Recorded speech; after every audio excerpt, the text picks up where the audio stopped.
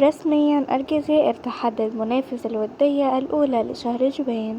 السلام عليكم ورحمة الله وبركاته. أهلا وسهلا بكم متابعيني الأعزاء. قبل أن نبدأ ما تنسوش تصلوا على النبي عليه أفضل الصلاة والسلام، ويلا بينا نبدأ الفيديو.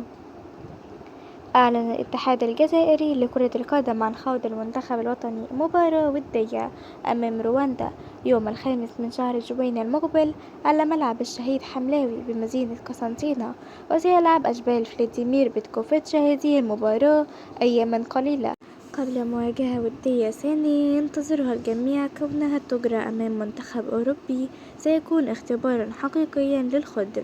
وبعد مواجهة رواندا يسافر المنتخب الجزائري إلى ستوكهولم لمواجهة المنتخب السويدي في ثاني ودية بين المنتخبين في آخر 3 سنوات، حيث سبق للخضر أن خسروا أمام ذات المنتخب وديا في مالومو شهر نوفمبر 2022 بنتيجة 2-0.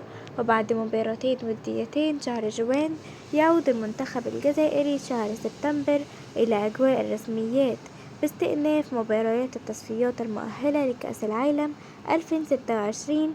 وبعد حسب التأهل سيبدأ التفكير في كأس أفريقيا المرتقبة شهر ديسمبر المقبل في المغرب. شاركوني رأيكم في التعليقات، والسلام عليكم.